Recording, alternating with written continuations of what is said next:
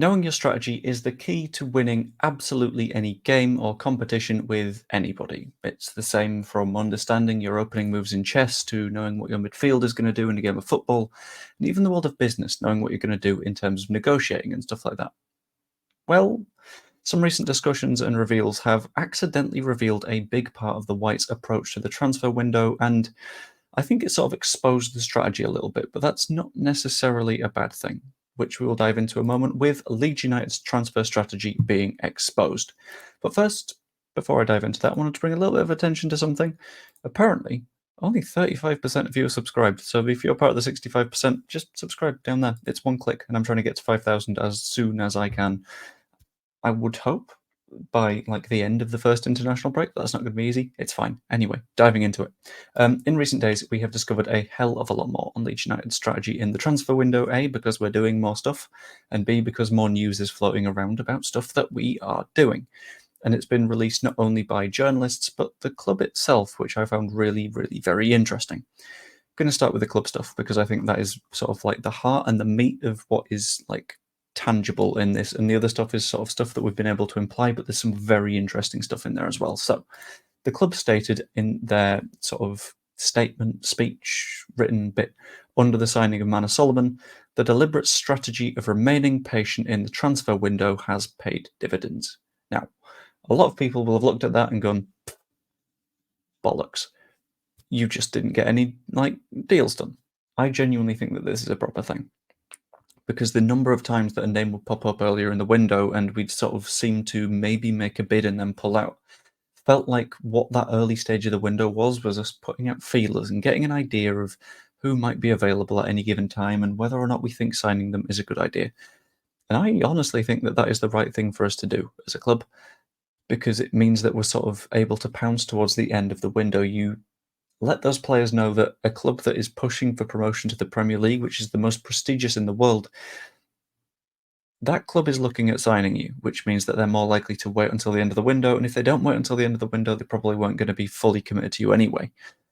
Clever. I quite like that. And in addition to that, they noted that they were able to act quickly to secure the services of a player who only became available in recent days.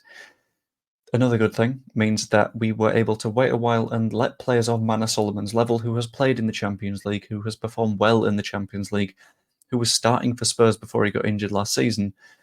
That's the only way that we're able to sign those players, by waiting and waiting and waiting until they realise that this season they might not get the minutes they necessarily want at their current clubs and have to prove themselves. We make ourselves available as that proving ground, which I think is a very, very clever thing to do. It shows that the club has a very clear focus on increased late availability, and it can be a little bit of a risky strategy, I think. Because with the sale of Ruter and Gray and Somerville, it shows that we did sacrifice 2 or 3 games early in the season in order to line up higher quality targets. We still look really good in the match against Portsmouth. I think we deserve to win that match. West Brom, we were playing it very, very safe. And I've forgotten what the other match was. The other match was Middlesbrough, which we got hammered in, which I think was a big sign of let's get moving now. But I think it's fine enough for us to sacrifice 2 or 3 games of football in order to sign those higher quality targets, because it means that throughout the other 43, 44 games of the season, you're in a much better position. Which is good, because you've got higher quality players at that point, which means you're more likely to win points from those remaining matches, which means that you've got a better chance of getting promoted. I think it's the intelligent thing to do. I just think in the moment, it was absolutely terrifying. But we also need to look beyond what the club is telling us, because obviously that's gone through layers and layers of PR people. We need to look at other things such as track record. So look at the fact that Leeds United, for example, have been considering players in this. Sorry about that. Got a phone call from someone that I never get phone calls from, which meant that I very much had to pick up because, a little bit weird. That track record includes, we looked at Lubicic, who has a year left on his contract, Rodon, who had 1 year left on his contract with a potential year of extension, Ayo Tanaka, who doesn't have long on his contract, and Jayden Bogle, who didn't have long on his contract either.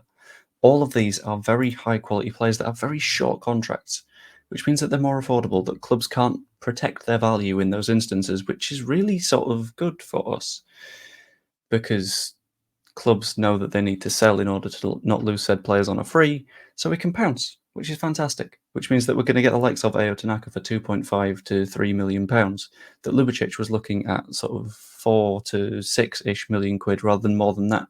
Bogle for £5 million rising to 7, which is really good in terms of finding those bargains. And that combines with the fact that we were only selling, and this is applicable to those non-release clause players, because Somerville and Reter had release clauses in their contracts, which meant that we couldn't control the value there. But we've sold those players without release clauses for above their value, which means that we've been basically getting as much revenue as possible from these deals in order to reinvest. So a lot of people would point to the fact that we sold Kamara, but we did double our money on him, which, a very good investment after 12 months.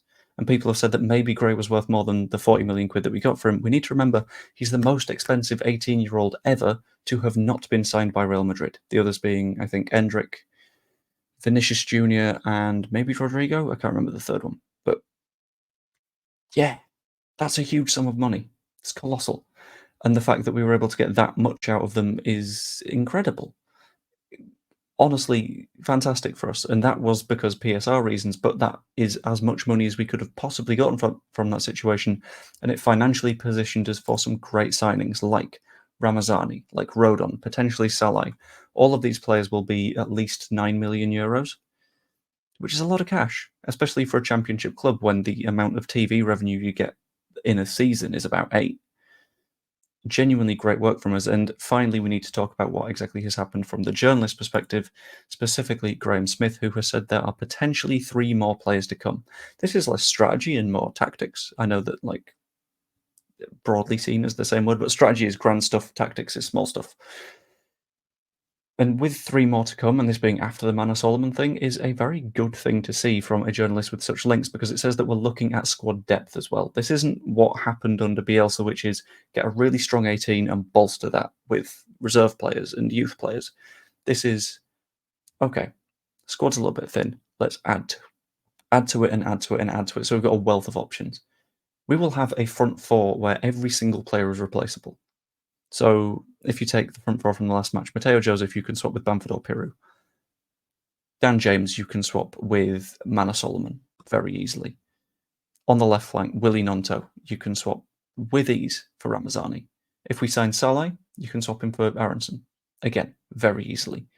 It's so flexible, and that's not even listing all of the players that we've got. And add on to the fact that he said that there will be no more sales at Leeds, it's showing that there is a very clear structure to this final week. Set your targets, move fast, sign them. That's the way that it's looking right now. The only position I don't think we've got adequate cover right now is probably left back, I would say. But even then, that's not the biggest of issues because,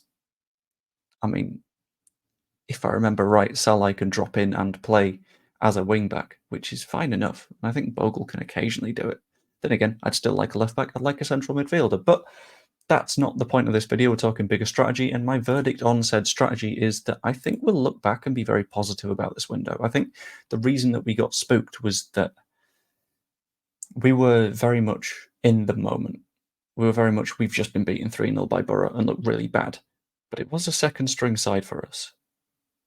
And we've added since then, and I think we're looking in a very sort of comfy, happy place right now. And if you compare us with Burnley, we lost our players earlier in the window, which is admittedly not perfect, but we're rebuilding from that with the knowledge of what we've lost and what we need.